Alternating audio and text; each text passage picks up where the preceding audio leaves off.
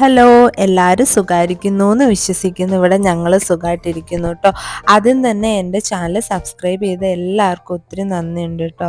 അപ്പോൾ ഇന്നത്തെ വ്ളോഗ് എന്ന് പറഞ്ഞാൽ സാറ്റർഡേ ഒരു ഡേ ഇൻ മൈ ലൈഫാണ്. അപ്പോൾ രാവിലെ തൊട്ട് വൈകുന്നേരം വരെയുള്ള ഒരു ഡേ ഇൻ മൈ ലൈഫ്. അതിനുശേഷം നമ്മളൊരു ബർത്ത്ഡേ സെലിബ്രേഷനും പോയിരുന്നു. അപ്പോൾ അവിടുത്തെ വിശേഷങ്ങളും അതുപോലെ ഷോപ്പിങ്ങും അതിനു വേണ്ടിയുള്ള ഷോപ്പിങ്ങും ഒക്കെ ഇൻക്ലൂഡ് ചെയ്ത ഒരു വ്ളോഗാണ്. ഒന്ന് കണ്ടു നോക്ക് കേട്ടോ. അപ്പോൾ നമുക്ക് വീഡിയോയിലോട്ട് പോകാം. ദേവൂട്ടി ആണെങ്കിൽ രാത്രി കുറച്ച് ഉറങ്ങാൻ ലേറ്റ് ആയതുകൊണ്ട് സാധാരണ ശനിയാഴ്ച ലേറ്റായിട്ടാണ് എണ്ണീക്കാറുള്ളതിൽ അതിലും ലേറ്റായിട്ടാണ് ഇന്ന് എണ്ണീറ്റത്. അപ്പോൾ അതുകൊണ്ട് തന്നെ ഒരു ഏകദേശം 8:30-9 മണിയൊക്കെ ആയി എണ്ണീറ്റപ്പോഴത്തേക്ക്. അപ്പോൾ ഞാൻ തലേന്ന് തന്നെ ദോശമാവാണെങ്കിൽ ഇതുപോലെ ഗ്രൈൻഡറിൽ അരച്ചു വെക്കാറുണ്ട്. അപ്പോൾ അതെല്ലാം ഞാൻ കഴുകി വെച്ചത് ആദ്യം എടുത്തങ്ങ് വെച്ച് കഴിഞ്ഞാൽ നമുക്ക് അത്രയൊരു സ്ഥലം നമുക്ക് കിട്ടുമല്ലോ. അപ്പോൾ ആദ്യം അതാണ് ചെയ്യുന്നത്.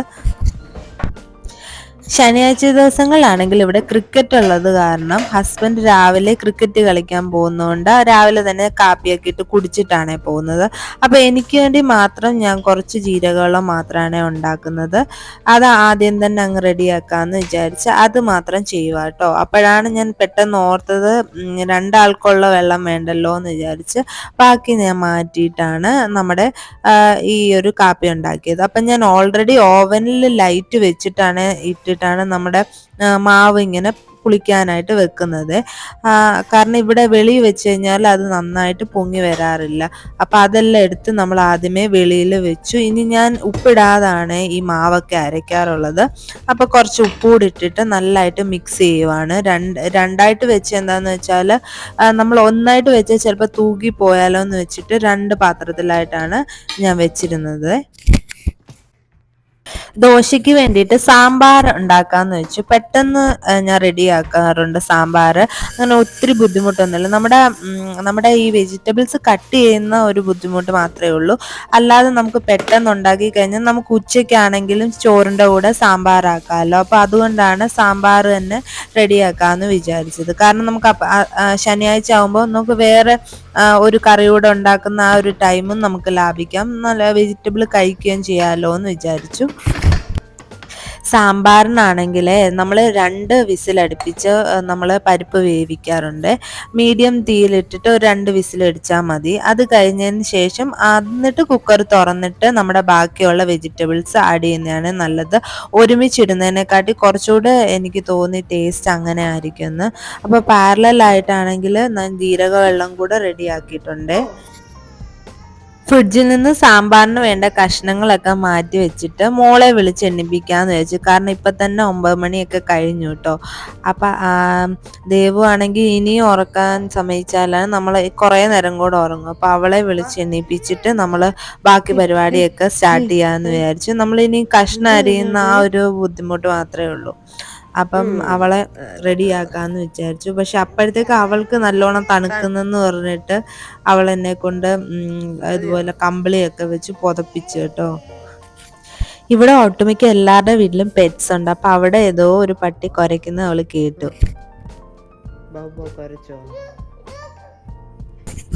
സാമ്പാറിന് വേണ്ട കഷ്ണങ്ങളെല്ലാം എടുത്ത് വെച്ച് നോക്കുമ്പോൾ കുറേ കഷ്ണങ്ങളായിട്ടോ.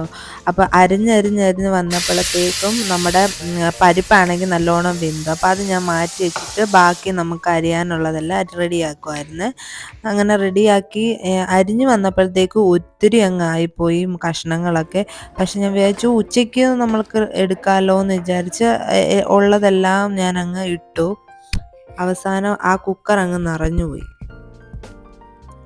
നമ്മുടെ കഷ്ണങ്ങളെല്ലാം ഇട്ടതിന് ശേഷം മഞ്ഞപ്പൊടിയും മുളക് പൊടിയും മല്ലിപ്പൊടിയും പിന്നെ അതുപോലെ തന്നെ കായപ്പൊടിയും കുറച്ച് ചേർക്കണേ, സാമ്പാർ പൊടിയും ചേർക്കണേ.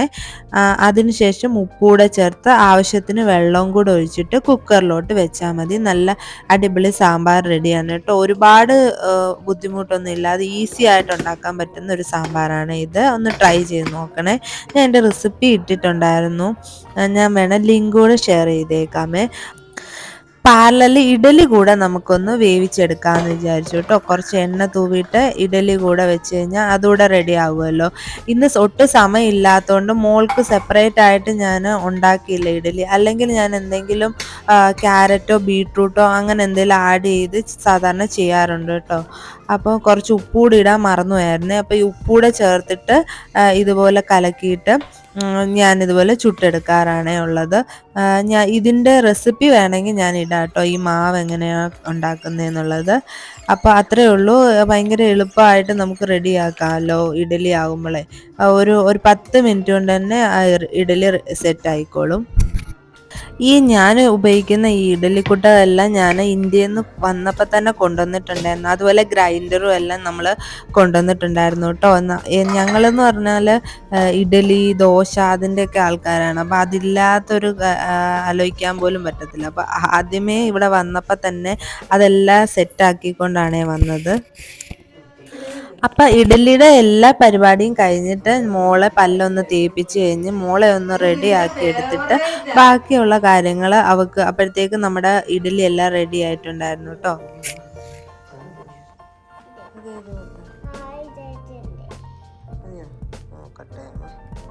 അപ്പോൾ അവളെ ഒന്ന് റെഡിയാക്കി എടുത്തു. ഇനി വൈകുന്നേരമാണ് അവളെ സാധാരണ കുളിപ്പിക്കുകയൊക്കെ ചെയ്യുന്നത്. അപ്പോഴത്തേക്ക് നമ്മുടെ ഇഡലിയൊക്കെ റെഡി ആയിട്ടുണ്ടായിരുന്നു കേട്ടോ. അപ്പോൾ ഇനി അതെല്ലാം ഒന്ന് സെറ്റാക്കി വെച്ചിട്ട് ആദ്യം മോൾക്ക് കൊടുത്തു കഴിഞ്ഞിട്ട് ഞാൻ കഴിക്കാറുള്ളൂ കേട്ടോ. അപ്പോൾ നമുക്ക് കുറച്ച് സമാധാനമായിട്ടിരുന്ന് കഴിക്കാമല്ലോ. അതുകൊണ്ട് നമ്മൾ ഇഡലിക്കുട്ടത്തിനകത്തുനിന്ന് ഇഡലി എടുത്ത് പെട്ടെന്ന് തന്നെ നമ്മൾ അതിനകത്തുനിന്ന് ഇഡലി എടുത്ത് മാറ്റരുത്. കുറച്ച് നേരം നമുക്കൊരു വെള്ളം തളിച്ചിട്ട് കുറച്ച് നേരം വെയിറ്റ് ചെയ്തിട്ട് എടുത്ത് മാറ്റുകയാണെങ്കിൽ അത് പെട്ടെന്ന് നന്നായിട്ട് ഇളകി വരും കേട്ടോ. അപ്പം അതിന് വേണ്ടിയിട്ട് ഞാൻ കുറച്ച് വെള്ളം ഒഴിച്ച് വെച്ചിട്ടുണ്ടായിരുന്നു. അപ്പോൾ അത് കഴിഞ്ഞ് നമ്മളതൊന്ന് ഇതുപോലെ കാസ്ട്രോളിലോട്ട് മാറ്റിയിട്ടുണ്ട്. എന്നിട്ട് നമുക്ക് എടുത്ത് കഴിച്ചാൽ മതിയല്ലോ. അപ്പോഴേക്കും നമ്മുടെ സാമ്പാറൊക്കെ റെഡി ആയിട്ടുണ്ടായിരുന്നു. അപ്പം ഇനി എൻ്റെ താളിപ്പ് മാത്രമേ ബാക്കിയുള്ളായിരുന്നു കേട്ടോ. അപ്പം ഞാൻ പെട്ടെന്ന് അതിൻ്റെ ഗ്യാസ് പോകാനായിട്ട് ജസ്റ്റ് ആ മേളത്തെ അടപ്പിലോട്ട് കുറച്ച് തണുത്ത വെള്ളം ഒഴിച്ച് പിടിച്ചിട്ടുണ്ടായിരുന്നേ പൈപ്പിൽ. അങ്ങനെ എല്ലാവരും ചെയ്യണമെന്നില്ല കേട്ടോ. ഞാൻ അങ്ങനെ പെട്ടെന്ന് നമുക്ക് കുക്കർ തുറക്കുമ്പം അത് അപകടമല്ലേ. അപ്പം അങ്ങനെ ഞാൻ ജസ്റ്റ് ഒന്ന് ചെയ്തിട്ട് ആണ് ഇനി ആ ഒരു കുക്കർ തുറക്കാൻ പോകുന്നത്. കണ്ടോ, നല്ലതായിട്ട് വിസിലുണ്ടായിരുന്നു. അപ്പം ഞാൻ ആ ജസ്റ്റ് തണുത്ത വെള്ളത്തിലൊന്ന് പിടിച്ചു വെക്കുമ്പോഴത്തേക്ക് ആ ഒരു ഗ്യാസ് അങ്ങ് പോകും. അപ്പോഴത്തേക്ക് നമുക്ക് നമ്മുടെ താളിപ്പും ചേർക്കാൻ പറ്റും. സാമ്പാറിൽ താളിപ്പ് ചേർത്തതിന് ശേഷം കുറച്ച് മല്ലിയിലയോടെ അരിഞ്ഞിടുകയാണെങ്കിൽ നല്ല ടേസ്റ്റ് ആയിരിക്കും കേട്ടോ. ഇനി നിങ്ങൾക്ക് മലയില ഇഷ്ടമല്ലെങ്കിൽ അത് സ്കിപ്പ് ചെയ്യാമേ. ഇതെന്തോ കാണിക്കുന്നേ, സോഫയിൽ പോയി കിടന്നാട്ടെ. സാമ്പാർ ഉണ്ടാക്കുമ്പോൾ കുറച്ച് എരി കുറച്ചാണ് നമ്മൾ ഉണ്ടാക്കുന്നതെങ്കിൽ കുട്ടികൾ നല്ലതായിട്ട് കഴിക്കും കേട്ടോ. അപ്പം അവരെ കൊണ്ട് കഴിപ്പിക്കുന്നതാണ് ഏറ്റവും നല്ലത്. കാരണം ആ വെജിറ്റബിളൊക്കെ ഉണ്ടല്ലോ. അപ്പം കുറച്ച് എരി കൂടെ നമ്മൾ കുറച്ചിട്ട് കഴിഞ്ഞാൽ അവർക്കും അത് ഇഷ്ടമാകും, അവരും അത് ആസ്വദിച്ച് കഴിച്ചോളും. അത് കഴിഞ്ഞ് മോൾക്കും പിന്നെ എനിക്കും കൂടെ ഉള്ള ചായ ഇട്ട് വെക്കുകയാണ്. ഹസ്ബൻഡ് ആണെങ്കിൽ ഇതുപോലെ ക്രിക്കറ്റ് കളിച്ചിട്ട് കുറച്ച് കഴിഞ്ഞിട്ടേ വരുള്ളൂ. ആളൊരു 11 മണിയൊക്കെ ആയിട്ടേ വരുള്ളൂ. അപ്പോൾ അപ്പോഴത്തേക്ക് ആൾക്ക് ചായ മതി. അപ്പം അതിനു മുന്നേ ഞാനും മോളും കൂടെ ഞാൻ ചായ ഇടും, മോൾക്ക് കുറച്ച് പാലായിട്ടും കൂടെ റെഡിയാക്കുകയാണ്. നമ്മുടെ നാട്ടിലെ പോലെ നമ്മൾ കവർ പാല അങ്ങനത്തെ ഐറ്റം ഒന്നും ഇവിടെ കിട്ടില്ല കേട്ടോ. നമുക്ക് ഇതേപോലെ ഒരു ക്യാനിലായിരിക്കും നമുക്ക് പാലൊക്കെ കിട്ടാറുള്ളത്. അപ്പോൾ നമുക്ക് ആ ഒരു ക്യാനിലെ പാലെന്ന് പറയുമ്പോൾ ഒരാഴ്ചത്തേക്ക് അങ്ങനെയൊക്കെ യൂസ് ചെയ്യാം. പാസ്ചറൈസ്ഡ് മിൽക്ക് ആയതുകൊണ്ട് നമുക്ക് യൂസ് ചെയ്യാൻ പറ്റും. കുട്ടികൾക്കും എല്ലാം ഇതേ പാല് തന്നെയാണ് കൊടുക്കുന്നത്. അവർക്ക് ഞാൻ ദേവുവിന് വേറെ സെപ്പറേറ്റ് ഒരു പാലാണ് വാങ്ങിക്കുന്നത്. അല്ലാതെ നമ്മളാണെങ്കിലും ഇതേ പാലൊക്കെയാണ് യൂസ് ചെയ്യാറുള്ളത്. സാധാരണ അത് തിളപ്പിക്കേണ്ട ആവശ്യമില്ലെന്നാണ്. പക്ഷെ നമുക്ക് എന്തായാലും ചായ ചൂടോടെ കഴിക്കാൻ വേണ്ടിയിട്ട് തിളപ്പിക്കണമല്ലോ. അപ്പോഴത്തേക്ക് ഹസ്ബൻഡ് വന്നായിരുന്നു കേട്ടോ. എന്നിട്ട് കുറച്ചു നേരം റെസ്റ്റ് ഒക്കെ എടുത്തിട്ട് ആള് ഇനിയും കഴിക്കാൻ പോവുള്ളൂ. കുളിയൊക്കെ കഴിഞ്ഞിട്ട് ആള് കഴിക്കത്തുള്ളൂ.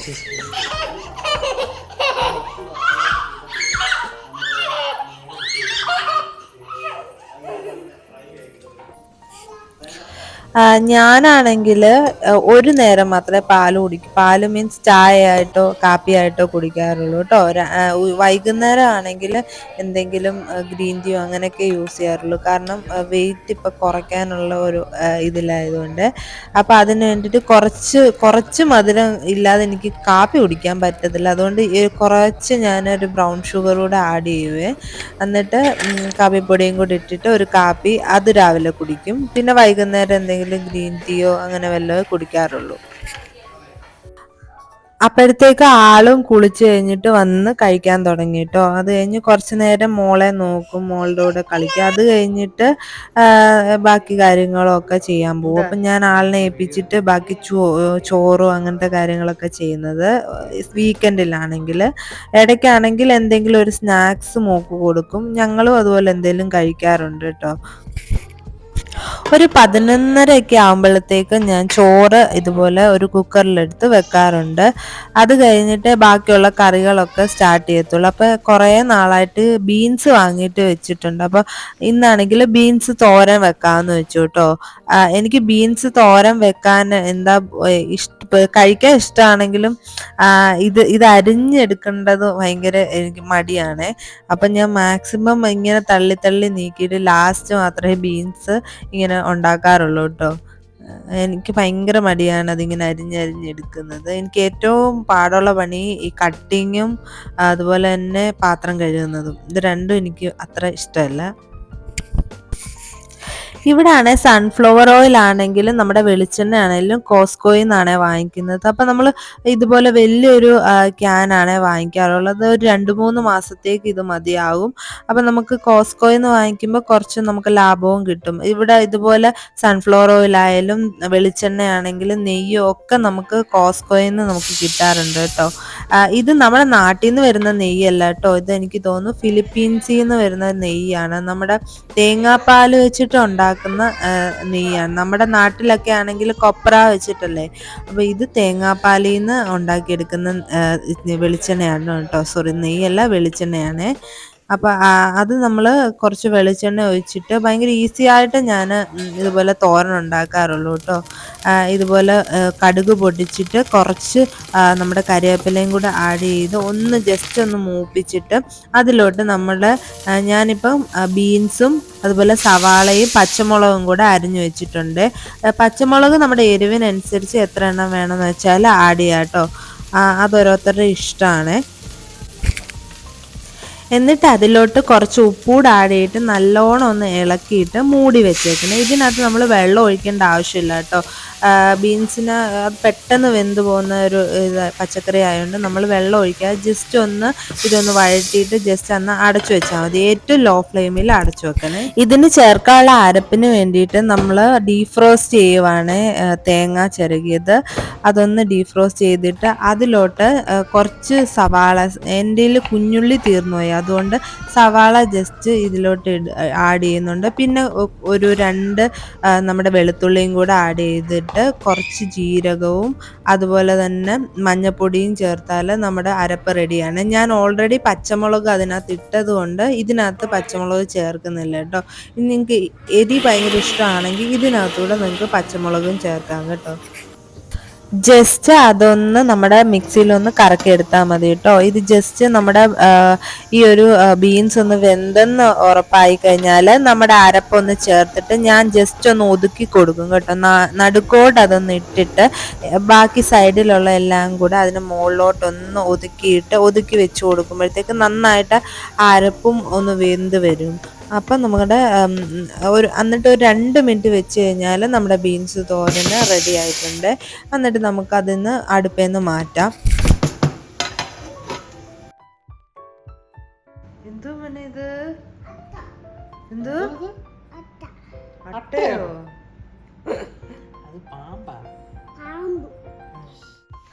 അപ്പം 2 മിനിറ്റ് കഴിയുമ്പോൾ തന്നെ നമ്മുടെ തോരൻ റെഡി ആയിട്ടുണ്ട്. അപ്പോൾ രാവിലെ തന്നെ സാമ്പാറും റെഡിയാക്കിയുണ്ട്, അതും ആയിട്ടുണ്ട്. അപ്പം ഒരു മുട്ട പൊരിക്കാമെന്ന് വിചാരിച്ചു. മുട്ട പൊരിക്കാൻ വേണ്ടി കുറച്ച് സവാള എടുത്തിട്ടിട്ട് അതിലോട്ട് ഞാൻ മുട്ട ചേർക്കുകയാണ്. നിങ്ങൾക്ക് പച്ചമുളക് വേണമെങ്കിൽ ആഡ് ചെയ്യാം കേട്ടോ. ഞാൻ ദേവൂട്ടി ഉള്ളത് കൊണ്ട് പച്ചമുളക് ആഡ് ചെയ്യുന്നില്ല. പകരം കുറച്ച് എന്താ പറയുക, കുരുമുളക് പൊടി മാത്രം ഒഴിക്കുന്ന സമയത്തൊന്ന് ചേർക്കും. എപ്പോഴും മുട്ട നമ്മൾ റെഡിയാക്കുമ്പോൾ നമ്മൾ അളവിലും കുറവേ ഉപ്പ് ചേർക്കാം കേട്ടോ. കാരണം അല്ലെങ്കിൽ ഭയങ്കരമായിട്ട് ഉപ്പ് കടിക്കും നമ്മുടെ ഓംലേറ്റിലാണെങ്കിൽ. അപ്പോൾ ഉപ്പ് വളരെ കുറച്ചേ ചേർക്കാവൂ.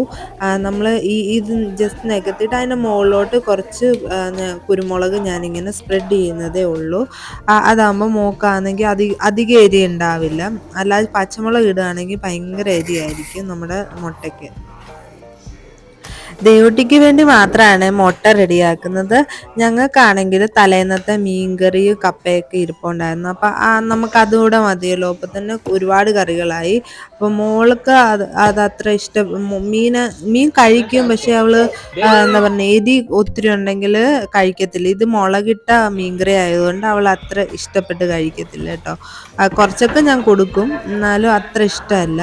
അപ്പം അവൾക്ക് വേണ്ടി മാത്രം മുട്ട റെഡിയാക്കി. അത് കഴിഞ്ഞ് പാത്രമൊക്കെ ഒന്ന് റെഡിയാക്കി ഇവിടെ എല്ലാം ഒന്ന് കഴുകിയിട്ട് പാത്രമൊക്കെ കഴുകി ഒന്ന് ജസ്റ്റ് എല്ലാം കിച്ചണെല്ലാം ഒന്ന് വൃത്തിയാക്കി ഇടുക കേട്ടോ. ഇവിടെ ആണെങ്കിൽ നമ്മുടെ ചൂല്, നമ്മുടെ നാട്ടിൽ കിട്ടുന്ന ചൂല് നല്ലതൊന്നും കിട്ടാറില്ല കേട്ടോ. ഞാൻ പ്ലാസ്റ്റിക്കിൻ്റെയാണ് അതുകൊണ്ട് വാങ്ങിക്കാറുള്ളത്. അപ്പം ഞങ്ങളാണെങ്കിൽ സാമ്പാറും തോരനും മീൻകറി അതുപോലെ കപ്പയും ഉണ്ടായിരുന്നു. അപ്പം പിന്നെ ഉച്ചയ്ക്ക് ഭയങ്കര ലാവിഷായിട്ടാണ് ഫുഡ് കഴിച്ചത്.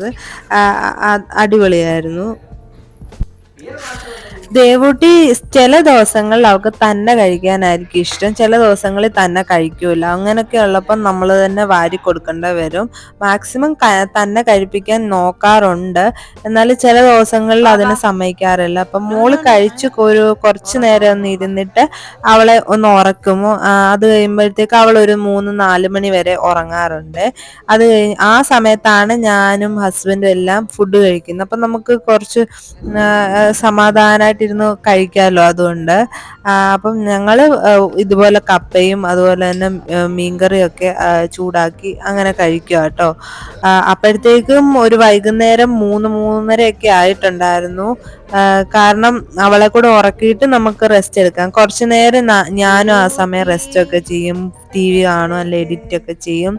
അന്ന് 4 മണിയൊക്കെ ആകുമ്പോഴത്തേക്കും മോളെ വിളിച്ച് എണ്ണീപ്പിക്കും. എന്നിട്ട് കുറച്ചു നേരം അവളെ നമ്മുടെ കൂടെ ഇരുന്ന് ഇങ്ങനെ കളിക്കുകയോ അങ്ങനത്തെ കാര്യങ്ങളൊക്കെ ചെയ്തുകൊണ്ട് ഇങ്ങനെ ഇരുന്നോളും. അവൾക്ക് ഭയങ്കര ഇഷ്ടമാണ്. അപ്പോൾ എണ്ണീറ്റ് കഴിയുമ്പോഴത്തേക്ക് ഭയങ്കര വിശപ്പായിരിക്കും ദേവുട്ടിക്ക്. അപ്പം എന്തെങ്കിലും ഒരു സ്നാക്സ് നമുക്ക് കയ്യിലുള്ള എന്തെങ്കിലും ഒരു സ്നാക്സ് കൊടുത്ത് അവൾ ഭയങ്കര ഹാപ്പിയാണ്. അപ്പോൾ ഹസ്ബൻഡ് അങ്ങ് ഉറങ്ങിപ്പോയി. കാരണം രാവിലെ ക്രിക്കറ്റൊക്കെ കളിച്ച് വന്നപ്പോഴത്തേക്ക് ആൾ ഭയങ്കര ക്ഷീണിച്ചു, ആളങ്ങ് ഉറങ്ങി. പിന്നെ മോള് അവിടെ ഇരുന്ന് കഴിച്ചോളും, അങ്ങനെ ശല്യപ്പെടുത്തത്തൊന്നുമില്ല. അങ്ങനെ അവളുടേതായ കളിയിലൊക്കെ അവളിങ്ങനെ നിന്നോളും. ഗിഫ്റ്റ് കൊടുക്കണോ? എന്തോ ഗിഫ്റ്റാ കൊടുക്കുന്നേ? അപ്പോൾ വൈകുന്നേരം ആകുമ്പോഴത്തേക്കും മോളെ ഒന്ന് ജസ്റ്റ് ബോഡി വാഷ് എല്ലാം ചെയ്തിട്ട് നമ്മൾ ബർത്ത്ഡേ സെലിബ്രേഷൻ ഉണ്ടായിരുന്നേ വൈകിട്ട്, ഒരു ഫ്രണ്ടിൻ്റെ മോളുടെ. അപ്പോൾ അതിന് വേണ്ടിയിട്ട് റെഡി ആകുമായിരുന്നു. അപ്പം എനിക്ക് ഏറ്റവും ഇഷ്ടമുള്ളൊരു കാര്യമാണ് ഇങ്ങനെ മുടിയൊക്കെ കെട്ടി കൊടുക്കാൻ. അവൾ ഇരുന്നൊക്കെ തരും കേട്ടോ. അവൾക്ക് അങ്ങനെ വഴക്കൊന്നുമില്ല. പക്ഷേങ്കിൽ കുറേ നേരം നമ്മൾ മുടിയിലൊക്കെ പിടിച്ച് ഇങ്ങനെ വലിക്കുന്ന പോലൊക്കെ കാണിച്ച് അവൾക്ക് ഭയങ്കര ഇറിറ്റേഷൻ. അല്ലാതെ അവൾക്ക് ഇഷ്ടമാണ് ഇങ്ങനെ മുടിയൊക്കെ കിട്ടുന്നതൊക്കെ. എന്നിട്ട് നമ്മൾ ഇതെല്ലാം റെഡിയാക്കി കഴിയുമ്പോൾ അവൾ പറയും എൻ്റെ ഫോട്ടോ എടുക്കുന്നൊക്കെ പറയും. അതൊക്കെ ഇഷ്ടമാണ്. അപ്പം എനിക്കും ഇഷ്ടമായതുകൊണ്ട് ഞങ്ങളത് കഴിഞ്ഞിട്ട് അവളെ ഒന്ന് റെഡിയാക്കി കഴിഞ്ഞിട്ട് ഞങ്ങൾ രണ്ടുപേരും റെഡിയാകാമെന്ന് വെച്ചു. അങ്ങനെ ഞങ്ങൾ അവിടെ നിന്ന് ഇറങ്ങിട്ടോ. പക്ഷെ ഇറങ്ങിയപ്പോൾ തന്നെ ഒരു 7 മണിയൊക്കെ ആയിരുന്നു കേട്ടോ. ഇതിൻ്റെ ഇടയ്ക്ക് ചേട്ടന് വെളിയിലൊക്കെ ഒന്ന് പോയിട്ട് കുറച്ച് സാധനം വാങ്ങിച്ചിട്ടുണ്ടായിരുന്നു. അത് വാങ്ങിച്ചുകൊണ്ട് വന്ന് അത് കഴിഞ്ഞ് നമുക്കിനിയും ബർത്ത്ഡേക്ക് ഗിഫ്റ്റ് വാങ്ങിക്കാനായിട്ട് വോൾമാർട്ടിലോട്ടാണ് പോകുന്നത്.